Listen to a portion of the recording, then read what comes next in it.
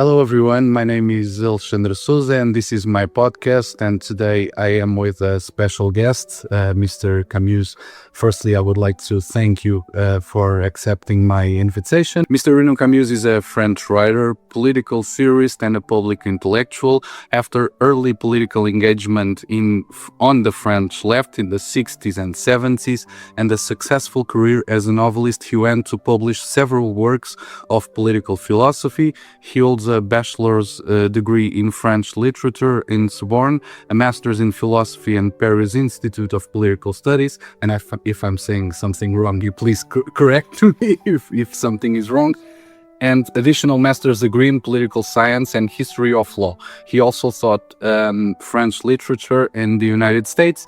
He is well known as the author of the Great Replacement theory, and Mr. Camus doesn't consider it a theory, and me neither, by the way. But I would like firstly to ask you about your ideological journey, and I feel there's a tendency on social media and some intellectual groups to a tendency to reduce your work only to the great replacement, because I think it is reducing. I think you have a lot more than the great replacement. So I would like to ask you, where did your intellectual journey initiate it, and how would you introduce yourself to my audience that maybe doesn't know your work? Well, for one thing, maybe I would say I am not an intellectual. I am a writer, which is something entirely different. Good or bad writers, that's not at all what I mean, but a writer is something very different than an intellectual, I think. And my journey as a writer started when I was about 7, I would say, because I have always been a kind of graphomaniac. I write all the time. I spend my days writing, and I have been for about 70 years now. So I have written about 200 books of all sorts: novel, diaries, essay, poetry, theater, books called eclogues, and can't find a word in English, diaries of journeys, books about traveling, about countries and things like that. And I've been a student in Paris and in Oxford, and I have a very little political engagement. I was in the French Socialist Party for a very short time when I was a student. And as a writer, I consider my duty is to go to those parts of the constitution of a society which no one ever mentioned, as what I call the dead angles. I don't know if that makes sense in English. The pieces which are very much there, parts which are very much there, extremely important, but that for some reason no one will mention, which of course for me was the case of what I have called great replacement, that is a change of people and of civilization, because obviously you cannot change a people without changing its civilization. And I thought it was absolutely obvious, and it seemed to me that everybody was playing the game of pretending it was not there. I don't know if they were sincere or if they were not. I guess some people were sincere in really not seeing what was going on, and some other probably did see what was going on, but thought it was really too harsh a matter to tackle and didn't want to mention that. So I wrote that book called The Great Replacement, which is, as you very honestly mentioned, is not at all a theory. great replacement is not a theory. Great replacement is a crime, and it is committed by those who call it a theory, pretending it is just a theory. It's not at all a theory. It is a observation of the very obvious fact, and which now is very widely recognized as such. Very few people still go on saying there is no great replacement. Even people from the left admit that there is a change of people and civilization, and many people think it's a very good thing. So the question now is not to know whether there is a great replacement or there is not. That is over. We are beyond that. The question is to know whether you think it's a very good thing or a disaster. Personally, I think it's a disaster, and as I said before, a crime. I think it is a crime against humanity of the 21st century, because changing the people of a country, not to mention 27 countries or 30 countries in Europe, is the worst thing you can do to a people. I mean, this is not your country anymore. It's people, country you have to share with newcomers, and they don't even ask your advice. So great replacement is indeed not a theory, and but I have a theory, which I call global replacism. And of course, great replacement, enormous as it is only a tiny part of what I call global replacism, which is which is a theory and an ideology, and also a totalitarian political force, political, financial, economical force. It is those three things. But the theory itself is based on the observation that replacement of things is the central gesture of modern society. In modern societies, everything is being replaced.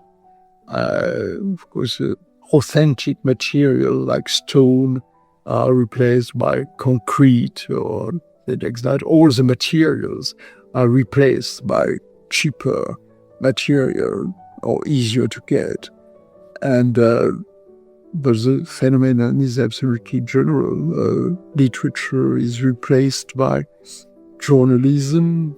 Journalism is replaced by information. Information is replaced by propaganda. Man is replaced by woman. Men and women are replaced by robots. Venice, for instance, is replaced by Venice in Las Vegas. They make copies of things. But even the real world is replaced on the spot for tourism, because it has to look more touristy to attract tourists.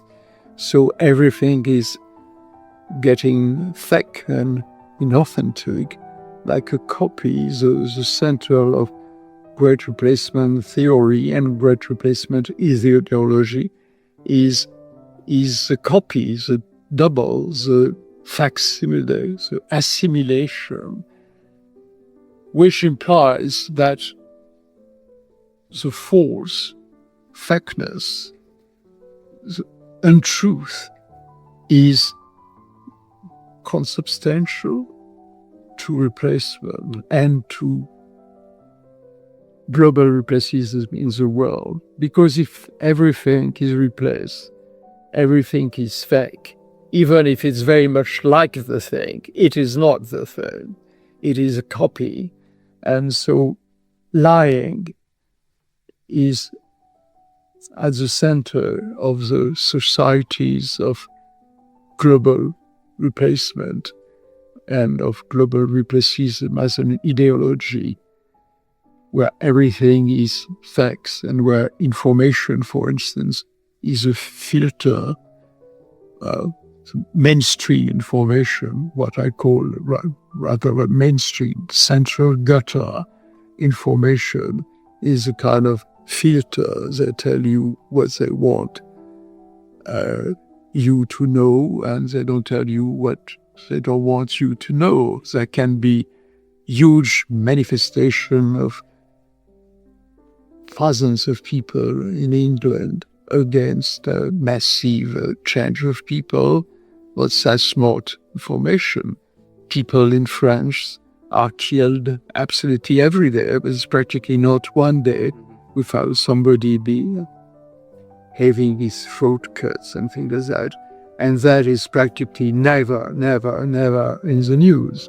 So information is totally fake. We are living in a sort of, the Truman Show, in an imaginary world, like in the films, The Truman Show. A post-truth world, I believe. I would like to ask you about the conception of identity that I think it's central in your work, because identity is the root of who we are. So, and that implies that cultural manifestations are really part of our identity. And I would like to ask you if this interest, before we go into some other topics, if this interest of yours in the construction of identity and identity itself came before this understanding of the Great Replacement, or it came before or after this? So you saw the Great Replacement and identity was part of your work because of it, or it was before? Well, I have to make a slight, purely philosophical objections to what you have been saying. Identity is not one of my words. I use it very little, and I'm not myself not an identitarian. I have no objection to identitarians. Quite to the contrary, I think the actions of the identitarians in France are always very clever, and I approve of them entirely. But I have a philosophical objection to the word identity, because identity, even if it is in a tiny fashion, belongs to replacement. If something, the adjective identical, if something is identical to something else, it is not the thing. Being identitarian is not exactly the same thing as being purely French. I mean, during the Great War, 1914 or in 1917, when French people were in the trenches, in the trench, with the Portuguese army, no one would think I am an identitarian. Sure.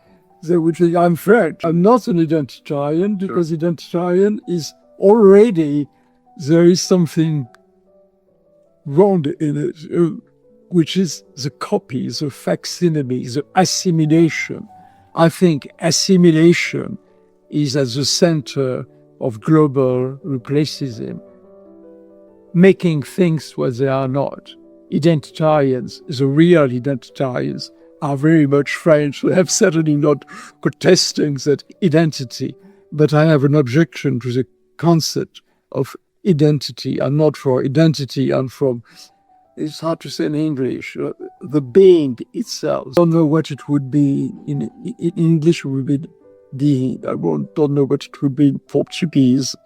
The verb essere, act, how would you say act? Like the very thing of existence, of being. I don't find the word. I don't find the word in English either. But I see what you're saying. It's not as easier in English as it is in French. There is a word. It is a verb être, which means to be, and there is also a thing called l'être, the being, the thing which does exist. But of course, all that is very much linked to the philosophy of Heidegger, which is a great philosopher of the being, of l'être. He wrote the L'être et le temps, being and time, and he's always thought about l'être. And Heidegger is, of course, one of the great influence in my own reflection. Maybe the word identity, I've used it. Maybe it is because I don't find any other word in English, but I mean the idea of being. Yes. Because I did. Maybe there isn't any word in English. No, sure. There is not any of the word in French either. Everyone understand identity and means and relation to time and to family, to heritage, to culture, to civilization, to literature, to ways of being, ways to behave, ways to conceive the world, ways to see the world, because you see the world according to your language, I think. You don't have the world to see the world, you don't see the things of which you do not have the words. I would like to go back to the 90s, as I'm aware that was the decade that you spoke first about the Great Replacement. I think it is the 90s. And I would like to ask you, before we go into the idea of the Great Replacement, where did you saw the first time the Great Replacement? Well, I used to see the Great Replacement in suburbs around Paris. I lived in Paris for a long time, and I've always traveled very much, and I still do as much as I can. And I saw it in suburbs. It was new population and suburbs were more or less synonymous. And at one point, I was asked to make books about specific district of France, like l'Hérault, which is a department in South, central South, near the city of Montpellier, and in Languedoc, which is the name of the province. And so I was going in 1,000-years-old villages with Gothic windows and fountains, wells, and things like that. And suddenly I was seeing women with veil and appearing at Gothic windows, people with a veil on their face. And I thought, well, that is entirely different. If those are the inhabitants of those kind of places, there is really a change of people, a replacement of people. Where they were a definite population, there is now an entirely different population. It was for me a big of a trauma and an illumination. I mean, they are changing, the people, or people are changing in France. What year was it? I think that scene at the Fountain was in 1996. Okay. One of the ideas that's important in your work is the idea of deculturation, which is,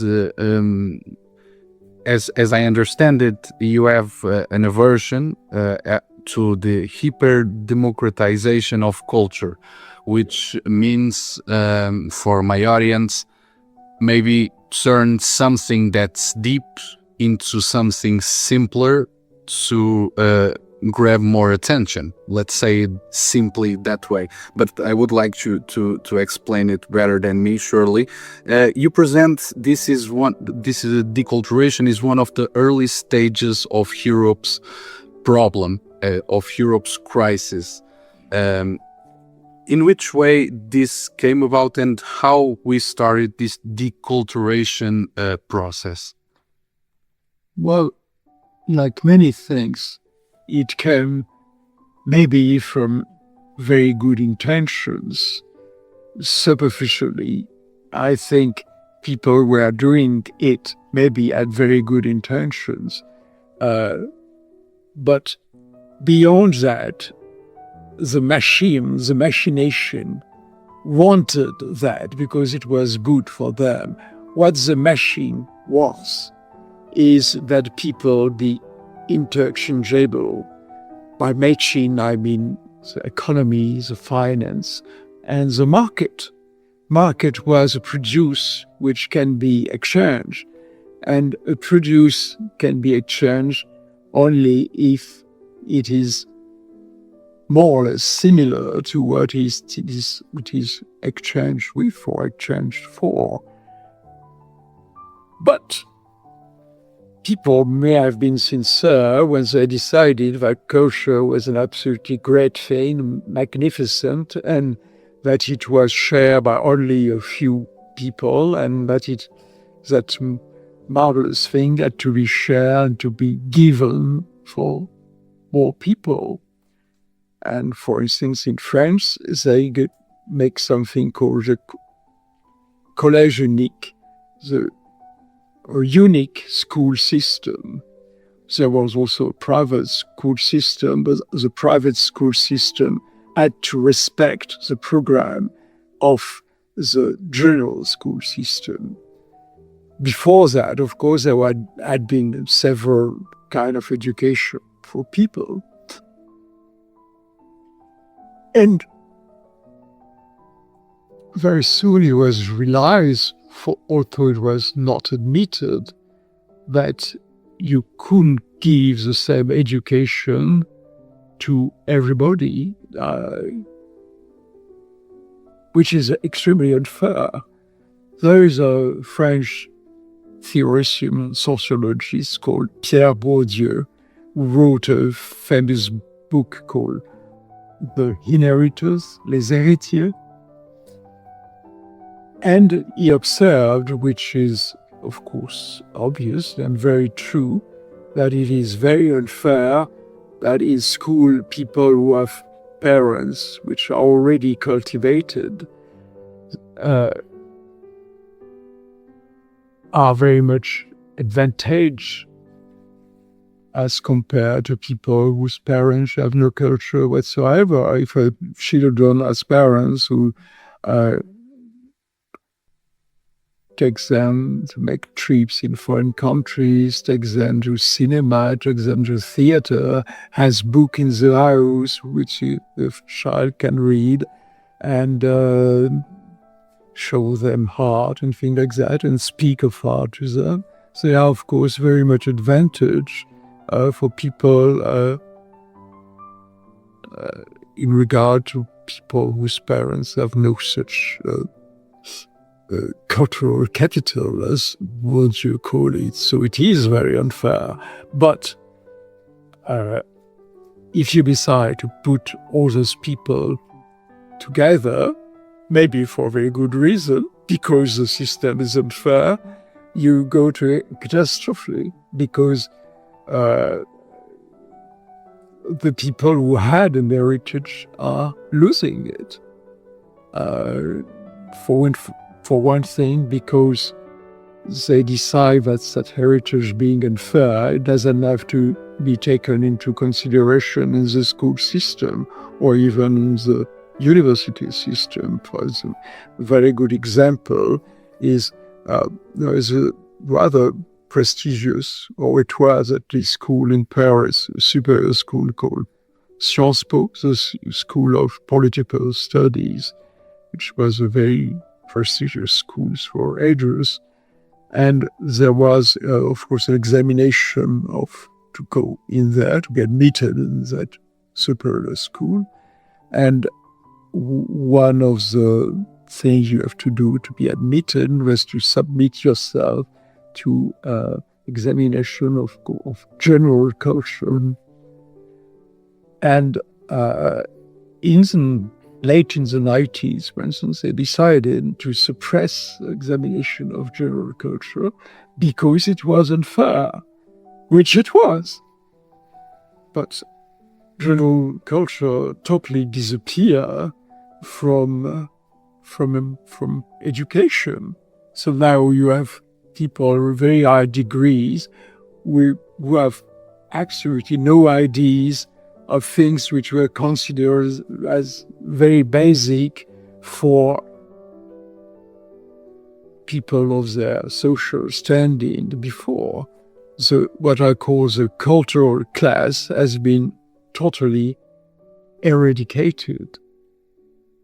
Two classes have been eradicated in French before the general eradication of the French indigenous population. The peasant class, which practically disappeared, has been reduced from 100 to 10, for instance. There's about 10 times less peasants now than there was in 1950, for instance. They have disappeared, and they are still disappearing. There are less and less and less people. And the cultural class has also totally disappeared. Of course, there are a few cultivated people, individuals with culture, but there is no cultural class. Culture is totally has disappeared from journal, radio or television, things like that. It was very present in the 50s, the 60s, and the 70s. There was always an example. Well, in the 70s, there was a great time of French general television where it was given the Persians, 7th century before Christ, play by Aeschylus. And it was an enormous success. Everybody adored it. But the idea that you would give a Greek classical play on French television today totally mad, but you would be crazy. That has totally disappeared. Classical music has also totally disappeared. And I think, which is very unfortunate, that a cultivated class is absolutely indispensable to culture. Without a cultivated class, there is no possible culture, which is a very unpleasant truth. But one of my convictions, if you are between quality and truth, one has to make a choice. You can't have both. You can't have equality and truth. If you want equality and everything, and you can't say things which which go against the need of equality, truth goes out. I say, it's hard to translate in English, but it's a theater indication. Equality enters on the stage on one side, what we call courtier stage, and truth, horrified, goes out on the garden side, because they can't be both on the stage at the same time. It is one or the other. If you want equality, you have to decide that things which have a very unequal value culturally are equal, which is not true, and which are a disaster. Sure. It is obviously not true. One of the main terms that's important about the grand replacism, let's say, it's the replaceable man. The man that has no culture, that has no family, and is encouraged to have any of those things, to don't have family. This individual would only be free without his family. That's what the elite and the politicians say today. The idea that you have no family and then you will be free, because family is part of something that's stopping you from being yourself, let's say, and that ignores the social identity of the people, because we need one another to understand ourselves. And this man without distinct character, an identity, a culture, is atomized and convinced that it exists alone. And this man came from deculturation. This man came without the existence of this high cultured class, let's say, or individuals. Where does this man came from? How he started to exist, and what future does he have? Well, it comes. It's a long story, which I have written, but one of my more theoretical book, if I may say so, is called Dispossession, which is a story of the dispossession of man under the effect of industrial revolution and of industry in general. And the story starts in the 18th century with the industrial revolution in England. Also, one could go even further. But a very essential moment is not the English industrial revolution, but the American industrial revolution at the end of the 19th century and the beginning of the 20th century. And the two very dark figures, the way I see it, are Frederick Winslow Taylor, which invented Taylorism, and Henry Ford, the great industrial, which invented, or after whom Fordism has been called. And both Taylor and Ford have had a tremendous influence on both of the two great totalitarianisms, that's a very difficult word to say for a Frenchman in English, of the 20th century, that is Nazism and Soviet communism. And this part of the story is generally not very present in history book.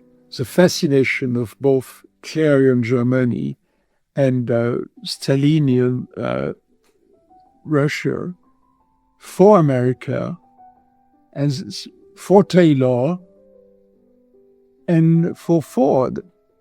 Engineers were going all the time to Detroit and to Dearborn next to Detroit to be formed to Fordism. And Tayloris was stronger in Soviet Union, and Ford was stronger in Germany, but Ford was a god for the Nazis. He was Hitler had his portrait in his desk in his office room at the Chancery, and he is the first American man named in Mein Kampf. And of course, Ford was extremely anti-Semitic, which was a great recommendation for Hitler, of course. But when Ford was 75, as late as 1938, he was decorated by the highest German order, and he had factories all over Germany, even during the war. They changed name, but they were still Ford factories, which were using the work of the concentration camps. They were boarding, the SS were loaning forced workers to the factory, the German Ford factories. So there was very close link with the dispossession. A very important factor also is, but I don't know the word in English, in French, chaîne de montage. The fact that the chaîne de montage first appeared, which is very important, in Chicago, in the abattoir, where they were killing people. And it's very important in the history of killing. It started killing people, but finally it killed men as an industrialization of killing. by Fordist method. And man is more or less, more than less, dispossessed of everything. In the Ford factories, there was a big ceremony every year called the melting pot, where they take people from all over the world which wanted to work at Ford factories because they were very well paid. And there was an enormous boat, a real melting pot, enormous, and people were entering in the melting pot with their national uniform, Ukrainian way of dress or Polish way of dress, and they would, and on the other hand, they would go out as a perfect American worker, which is the very top of assimilations. They had to be all the same. Mm-hmm. And in the factory, there was everything is so telling the story of Ford. For instance, there was an enormous building in the huge Ford factories, which were actually a city, a town by itself, in Dearborn and Red River, Rivière Rouge. There was an enormous building called Sociology Building. And sociology is a user name, which I think absolutely marvelous. And sociology was in fact a police building.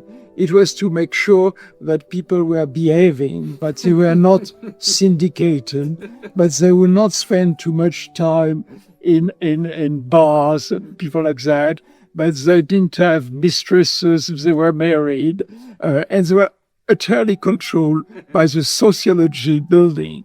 And I think, of course, sociology has played very much that part in the real world later in dispossessing man of everything he is, and was. And one of the first dispossession is, of course, the dispossession of family, of belonging to a family, of belonging to a village, to belonging to a country, of belonging to a culture and civilization. All that is taking away from him. And for instance, it's very important to me, and everybody thinks I'm totally crazy on that form, but I have written a book on the subject called The Civilization of First Name. The fact that the first name, Christian name, has become more and more essential, and family name is disappearing. People have no last name anymore. If you work in an open space, no one will call you, we use your last name, or you can know it. You have only a first name, which is a terrible dispossession because you don't even inherit your name. A first name is something which belongs to you and to no one else before and no one else after. They can have another one, but before that you had a name which puts you in history, in time. So the abolished man, the dispossessed man, the replaceable man is maybe first of all is dispossessed of time, of belonging to a story, to a culture, to identity, if you will. He has no identity because he has no last name. Mm-hmm. And people like that, they adore that. They think it is very sympathetic or simple or cool or things like that. And they are voluntarily going into what I call American communism, which is the total familiarity of everything in the way of dressing or in the way of speaking and language. The language is getting simplified terribly, or it is, the syntax is losing times, is losing modes, is all sort of forms that disappear, and the very idea that in your speak, there are forms is disappearing as the idea that they might have forms in the way you are dressing or in the way of social relationships. The ideal is that there is no form, which I call American communism, sort of formless, which they call casual. And people want that, they like that, and they don't realize that they are rushing into being like interchangeable objects, because form is an essential protection of man. There is no form is liquefied. There is something which has somebody who has had great influence of me is a Polish sociologist, Simon Bauman, who is the author of the theory of the liquefaction of societies, which I think is absolutely so true, that society are getting something liquid. They have no form, and people are themselves liquefied. They are liquefied by the heat wave, which makes them even more liquid. But they are liquefied by the disparition of forms in everything, and by their own dispersation. And of course, they are not far from liquefaction to liquidation. Liquidation, I mean, disappearance, or being killed, or being replaced, or the liquefied world, the liquefied societies are very prompt to the replaceable man. And of course, the replaceless man is the crime against God, if there is a God, everything sacred, and certainly against humanity, about crimes against the dignity of man, which is the unreplaceable. If any man is replaceable by any other, any people, by any other people, there's no point anymore being living. They are just industrial products, different men for a time, but they are all from the same brain, and they can be exchanged. What does it matter? And people even think that it might be a very good thing. What does it matter is today it's that kind of people, and tomorrow it would be that other kind of people, which it is one point where I'm very lonely and I have got trouble explaining myself, because people who are political allies think that the change of people has to be stopped, because many of the replacers, the people who replaces, are grossly misbehaving.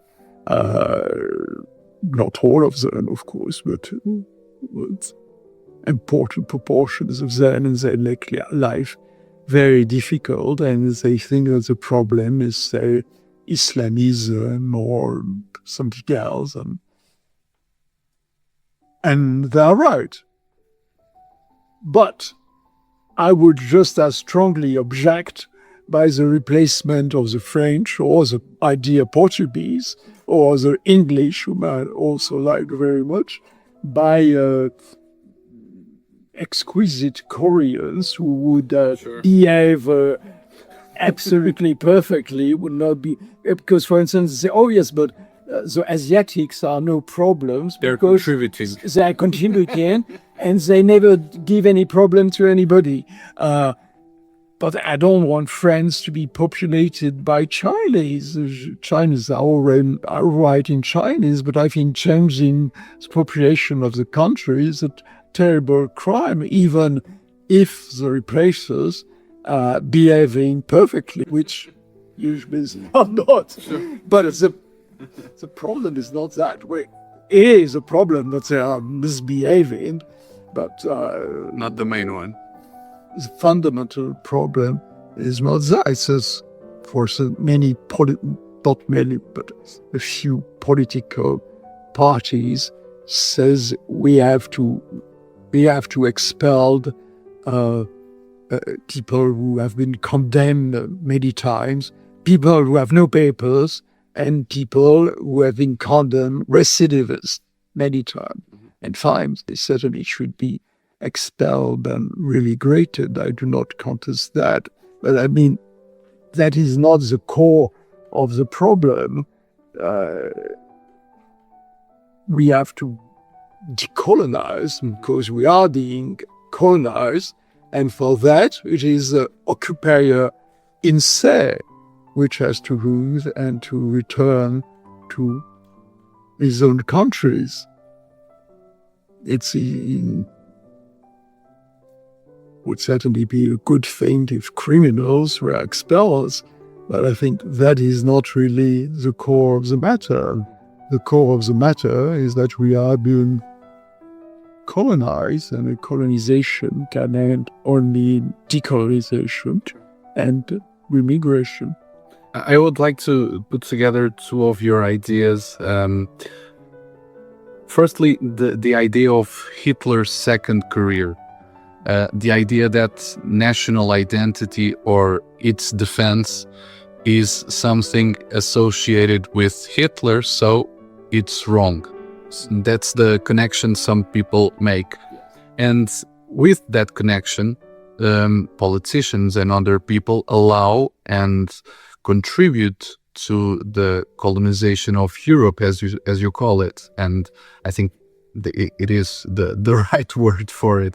So I would like to ask you, this colonization of Europe, and you use intense words like genocide by substitution and the colonization of Europe. You even state that Europe is being far more colonized than it even colonized any other country. Yes. So I would like to ask you, how have we been persuaded that the disappearance of our people is something good for the idea of a constant apology to minorities and ex-colonies, let's say, something like that. So the idea that we need to disappear for a constant apology. How did we allow that? Well, you mentioned that small book of mine called The Second Career of Adolf Hitler, and I think that is part of the answer to your question.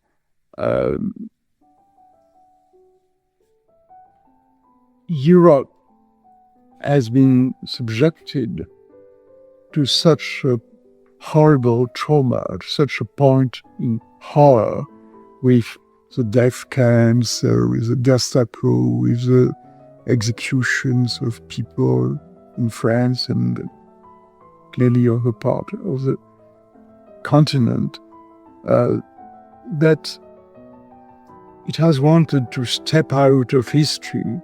I also wrote a small fairy tale for children called Europe, with her all, like the Danish letter, with her whole, about the desire to go out of history and not to take part in anything, not to be a power anymore. But it's like being polite. If you want to be polite, you can't be polite alone. You have to be polite in a society of polite people. If you are polite alone, you are dead. And the same thing for wanting to go out of history. If other continents and other countries do not want to go out of history and want to go on as powers, you are lost, which is more or less what happened to Europe. Of course, after the death camps, there was nothing more legitimate that anti-racism, everybody was anti-racist, and I certainly was, but everybody was, because anti-racism at that point was protecting a few races who needed protection.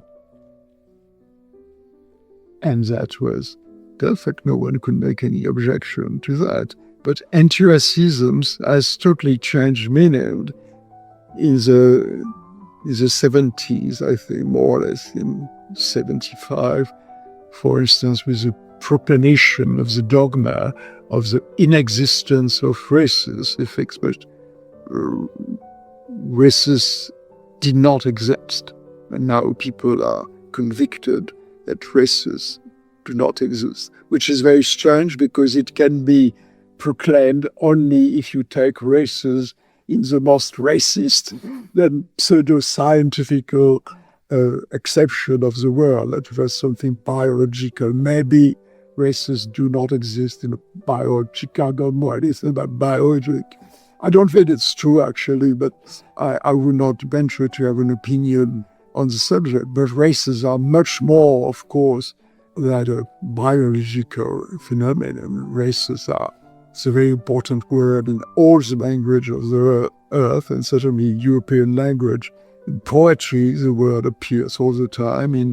In Greek tragedy, in everything, it's a word which is very strong in its meaning for centuries, and it is something which has relation to time, to cultures, to civilization, to family. It has enormous amount of meaning, and it is absurd to reduce it to a purely biological meaning, which is not very interesting anyway. And the proclamation of the dogma of the inexistence of the race, of the races, which is, I think, totally absurd, was a condition of global replacism of people in Europe. But of course, the second carrier of Hitler is a carrier in reverse, upside down, Hitler as a phantom. Hitlerianism has been so horrible, but it was like a cancer, and they call all sorts of great specialists, great doctors to operate the cancers of Europe. And at the beginning, they removed the part which has cancer, but they were so enthusiastic or so convinced that Hitlerianism was still there somewhere in the legs or in the ears or in the fangs or in the heart. And they were they keep finding everywhere. Yes. And they remove things which are absolutely, it's very good that they removed Hitlerianism itself and that sort of racism, but it's terrible that they remove things which are essential to the existence of a people, of a country, like President Macron, or old president at one point, has said that there is no such thing as a French culture, which is an imaginary concept. But they say all the time now that there is no such thing as Français de souche, it is autochthons in France, but it doesn't exist, it is a construction. But everything is a social construction, even sexes are now mental construction. They are so happy with the suppression of races, but the big deal now is, of course, the suppression of sexes, of genders. They want a humanity totally liquefied, which can be sold and exchanged everywhere. And so, anti-racism, which was a very legitimate and very necessary thing, has totally changed meaning and has become genocidal, because saying that there are no races is wanted to suppress races which contradict your dogma of the inexistence of races. And if there was not the dogma of the inexistence of races, French would never have accepted to have precisely different races being substituted to them. You mentioned the expression genocide by substitution, of which I am not the inventor. It has been invented by a French poet, a communist and black poet who was mayor of the city in the French Antilles, and he coins that expression genocide by substitution because he was thinking that there were too many people from France going to Martinique as functionaries or commerçants, and they were changing the people because there were too many. And he spoke at the French National Assembly of genocide by substitution. And I think what is going on in Europe now deserves much more the expression, the phrase genocide by substitution, that the flips, the too big number of functionaries in Martinique. I would like to ask a final question, and if I think it's an important one. European countries, some of them more than the others, are becoming unrecognizable, and I would like to ask you how much time is an unfair question to ask, but I will ask it anyway. How much time do you think Europe has to reverse this type of politicians too, let's say, and how can we not repeat something like this? If we can reverse the process, I think the experience would be so clear that Europeans won't want to repeat it forever. I hope so, but maybe not. Your example is historical in time, but in geography, I think it's absolutely stupendous. See that Japan, which has been spared by that horror of demographical replacement, is taking in more and more foreigners. When there are photographs of crowds of Muslims in Japan, how Japan can see what has happened to Europe, how can he imitate it? Well, fortunately, it has now a government which seems decided to stop the movement. But the movement is still going on. All governments in Europe have been saying for ages that they wanted to stop the movement. And what has